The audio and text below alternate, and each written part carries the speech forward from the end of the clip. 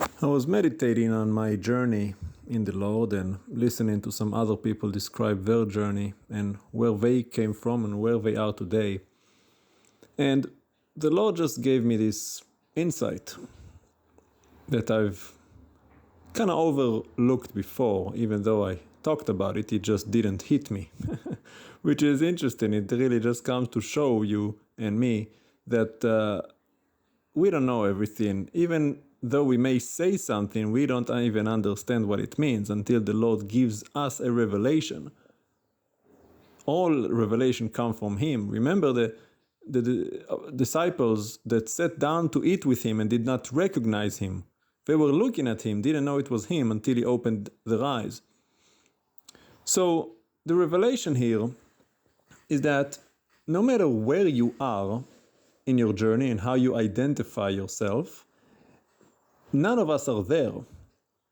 Whether you see yourself now today as a Christian, whether you see yourself now as a Messianic Jew. And I've often wondered about it because I've always noticed that Messianic Jews, something's off with them. I'm Jewish, right? And then I came to faith and started going to Christian churches, and I met some Messianic Jews, but they were off. For whatever reason, the Messianic Jews I've met seem to be somewhat of a mutation of both Rabbinic Judaism and pagan Christianity. And they all were so prideful, thinking that they got it right. And here's the point, because I'm not saying that the people are wrong. I'm not saying that the people are evil. All I'm saying is that we come into revelation in stages, in different moments in time. It's a journey. It's not the destination. Coming to the Lord is not the end of the road. It's not, okay, I come to faith, that's it. This is where I'm going to stay forever. No, it's only the beginning. You are born again as a baby. You didn't stay a baby, did you? No. You kept growing, but when it comes to the Spirit, too many people, they come to the Lord and that's it. They're not growing anymore. They think they have arrived, and it just is not so. It's fine if you're going through the stages, right? I went through my stages, I shared in my testimony, but I didn't stay in any of those stages because, well, I kept growing and I realized, oh, this is not the Lord. Oh, this is not the Lord. Christianity is not the Lord. Judaism is not the Lord. Messianic Judaism is definitely not the Lord. And as I keep growing, the Lord is removing all of those religious cords off of me to bring me back to the very source of His creation. Adam in the garden. That is what God did. He never called you to be Messianic. He never called you to be a Christian. He never called you to be Jewish. Never did any of that. All of that comes from man. So in our journey as we grow, it's fine if we go through those stages, but be very careful not to glorify the stage or not to glorify the group or the sect or the denomination. Christians have thousands of denominations and they all stuck. It's fine if you go through it, but why do you stay there? You're never supposed to stay a Baptist or a Episcopalian or an Apostolic or a Lutheran or a whatever. There's too many. No. If you happen to be born and that is the kind of church that, well, you went to as a child, fine. But as you grow in knowledge, you should also be able to discern and realize, wait a minute, this is not from God. The Lord never put a label on me. He never told me to be a Messianic Jew. What is that? Messianic Jew? And I understand why people say that, because they want to differentiate themselves from, well, Rabbinic Judaism, the religious Jews. Because, well, if you say you believe in God, oh, are you religious? Asking by cultural understanding, are you religious Jew in the sense that, well, kippah on your head, put in tefillin, go to synagogue on Shabbat? That is what the culture dictates, but that's not from God. The Lord never called us to be religious, and that's another thing. Was Adam religious? He never went to synagogue in his life. He was living in the garden. He was kind of a homeless man, really, living out in the woods with God. Think about this. I mean, it's common sense. It's not complicated. Was Enoch religious? Was Abraham? You think of Abraham. Does he come across like a religious person? Even King David, he was not religious. He didn't go to yeshiva, put a kippah on his head. He wasn't messianic in the sense that he was a messianic Jew. Being Jewish is just a lineage. It's the tribe where you come from. It's not a religious affiliation. You had Edomites, Ishmaelites, Israelites. They were just people coming from different lineages. So, to identify as a Messianic Jew, well, here's why it's not proper. Because first off, the Lord never called you to call yourself a Messianic Jew. The Lord is the Mashiach, yes, absolutely.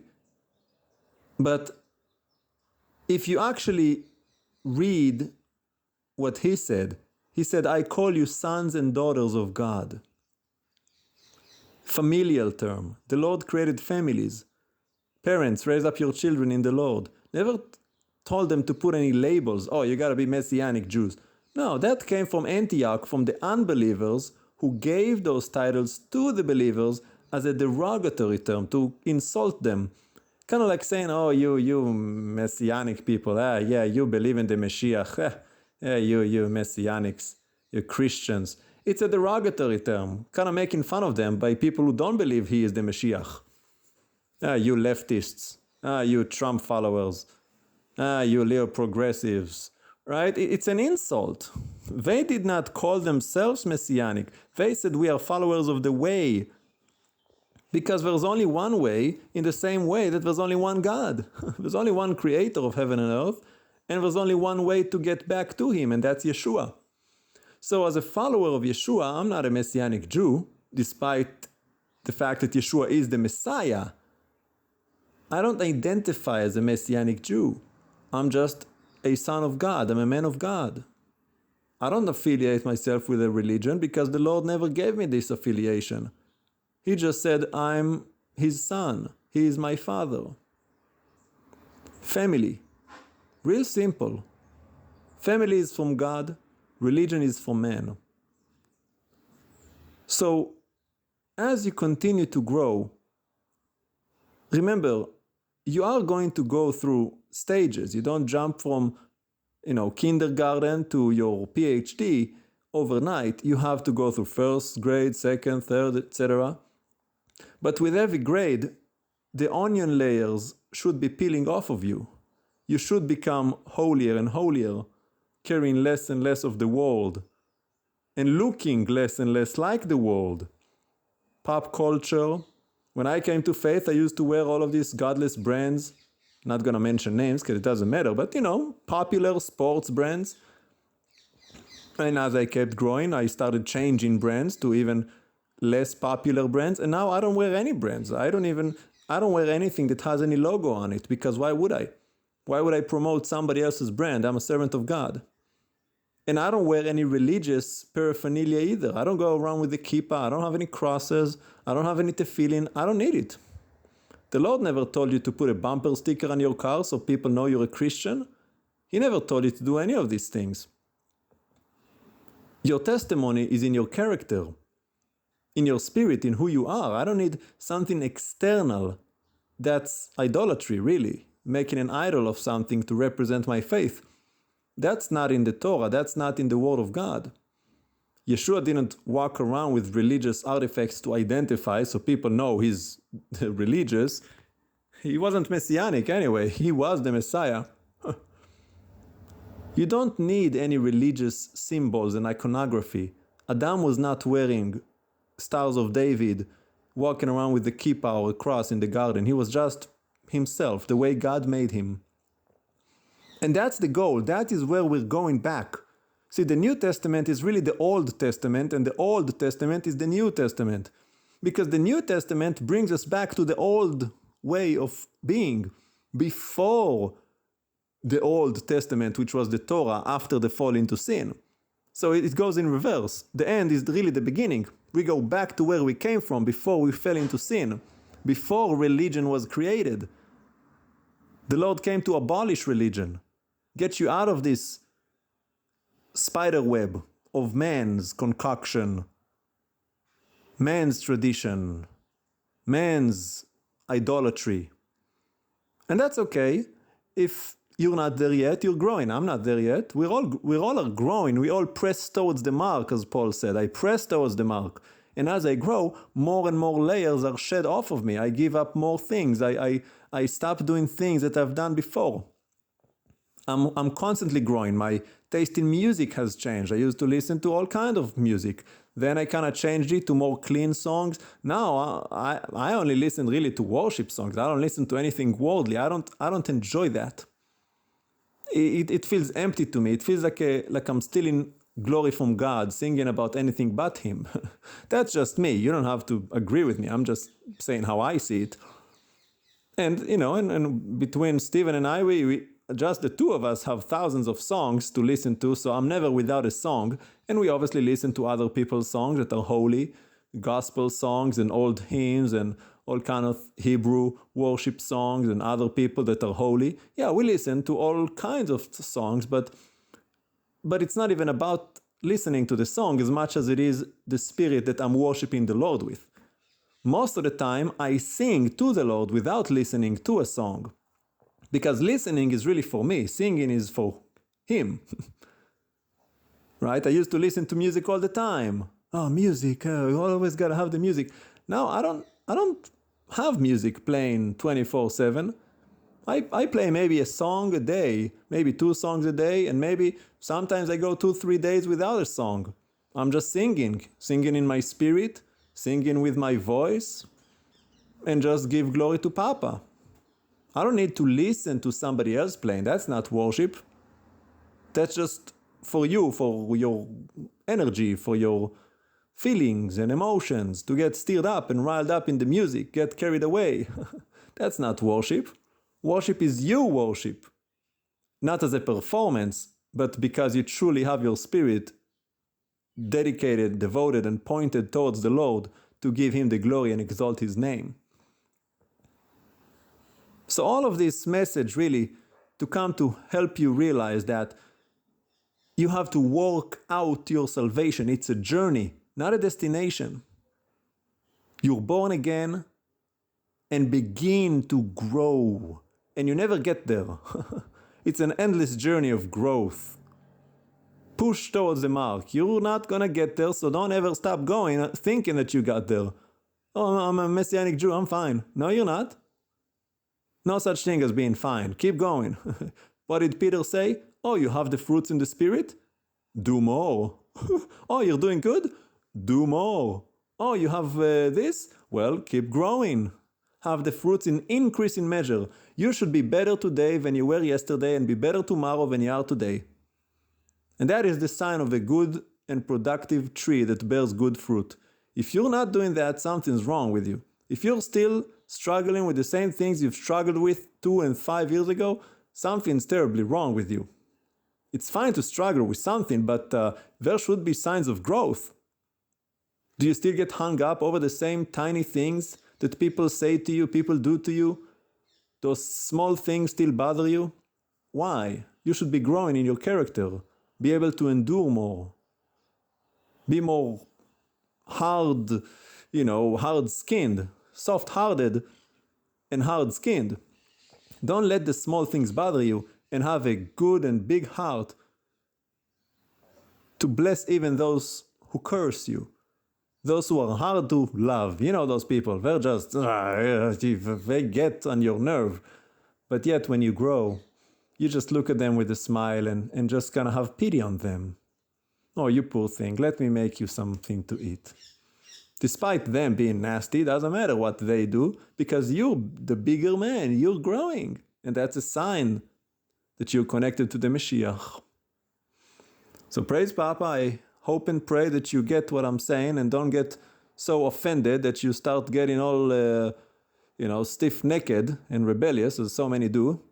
They hear something they don't like and they turn it off. I don't want to hear another thing telling me not to go to church and not to celebrate Christmas. That's how most people talk, which really comes to expose that they don't love the Lord. Because if you truly love the Lord with all your heart, you will have no problem to do anything and give up anything for Him. Whatever it is. I don't care for any titles, any positions, any possessions. If something that I have is not where I need it to be, if I shouldn't have it, I have no problem giving it away. And I did. I gave pretty much all of my stuff when I moved back to Israel. I had all of this expensive clothing and expensive thing. I just donated everything to Goodwill. Didn't even sell it. Why would I?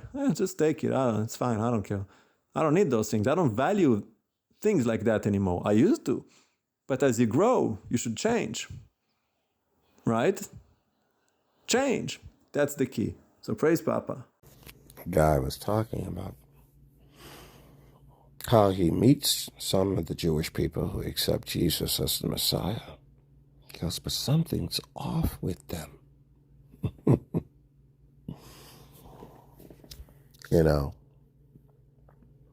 I've met very few people who have the insight of God. In fact, for the most part, I haven't met any except Guy. I have seen that my entire life. I've met many people who claim to be Christian, but something is off with them. There's never any real joy. There's always issues, there's always arguments, or there's always questions, but there's no joy, no real joy.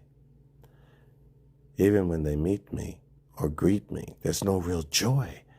You don't sense or feel an excitement for God. Something's off with them. It's almost like a zombie movie. You can tell that's something's off with that human. It's a zombie, but it's robotic. Something's off with it.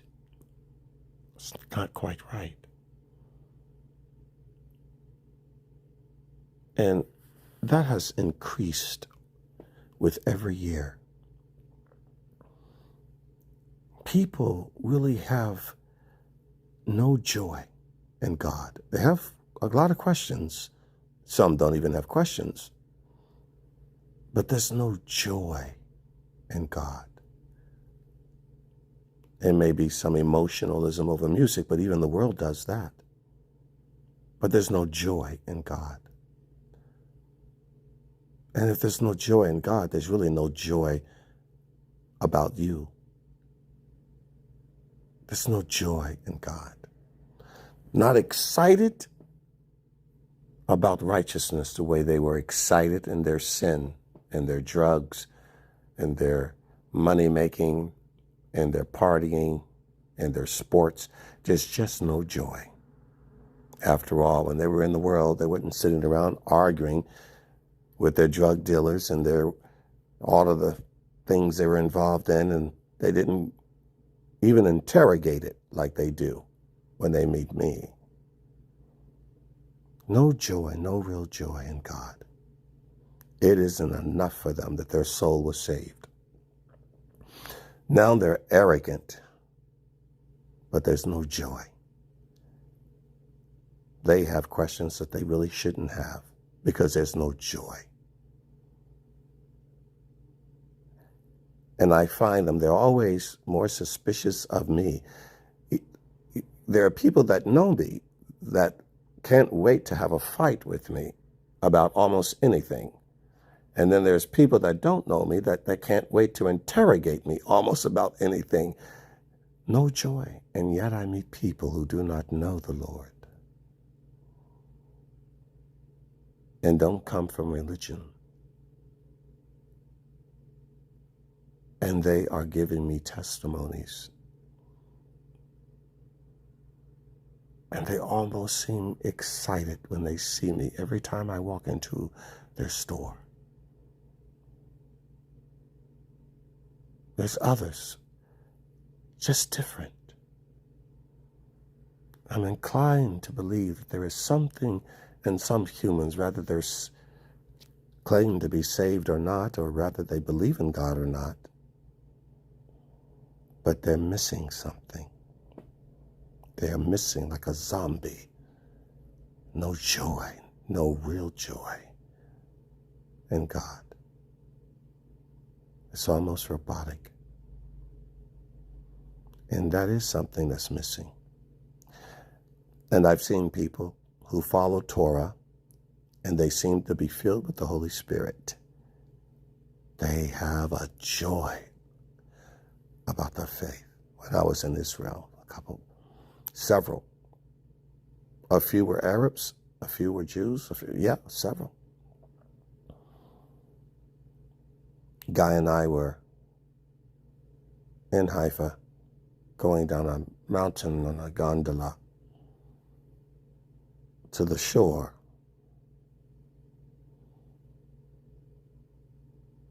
And these men, not a church group, men, just, are you hungry? My response was, this is a setup. How much is it? Well, how much is you going to charge us? What is it? No. I just, are you hungry? I like to feed you. They didn't ask me what church I went to. They didn't interrogate me. I didn't look like them. And not only did they feed us, and we had to get out of the gun, they wanted to feed us. We had plenty of food. And what they did, they fed us before they fed themselves. And they gave us the best spot on the hill.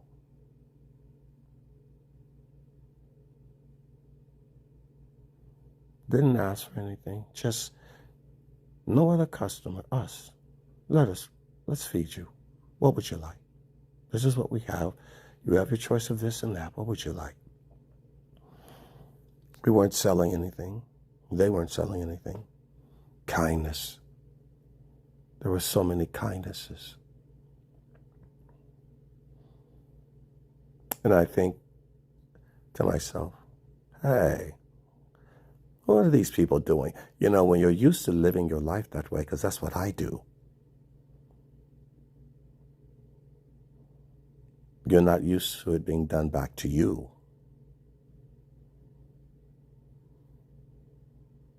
I never wait for people to ask me for something. I just do it. But I'm not used to people just doing something unless I ask. It was very beautiful. It was God's way of saying, don't worry about these people that you know in your life. I'll take care of you. You let these bad people go. Stop trying to hold on to people that treat you dirty. People that aren't really interested in God, let them go. You don't need them. God will use a bird to help you. It's best to let them go. Stop frustrating yourself. If the wife wants to leave, let her. She wants to walk out of the door, let her. The children want to be so rebellious and fight, show them the door. There you go. Stop worrying. God has other children He can give you that will not antagonize and torture you. Let them go. Let them be. And you need to always remember that. If they are so miserable, so suspicious, tell them to go. Let them be. Joshua said, if you don't like what I teach, you don't like what I'm telling you, go and just do whatever you want. Why are you staying to purposely frustrate God's work? Go your way. Don't let them frustrate your husband. It was in the film the other night. The father got upset because the mother bought a bike for her son. And he was screaming and huffing and puffing about money. Now, this boy, you got to know how rough the world is. She said, I understand. I prefer him not to know that yet. Well, we can't afford it. We can't afford not to. There are things that we have to do to protect something that's worth the sacrifice. The man didn't get it. And as a result of that encounter, he got in such a heated argument with his wife. He yelled at his son on the bike, and the demanded that he cross the street and come back across the street with the bike. And just when he did that, the boy got hit by a truck and died.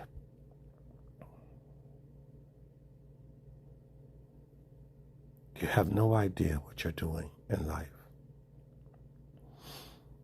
There's another movie called The War with Kevin Costner and Elijah Wood. And that man was a lot better than the man in this movie I just told you about. He understood the sacrifice, and he was full of love, not just for his children, but for the strangers, even the bullies, even the poor family like him with the bad father. He was full of love and joy and compassion. He didn't have a lot, but he still gave a lot. And he never counted and never complained. And he didn't interrogate.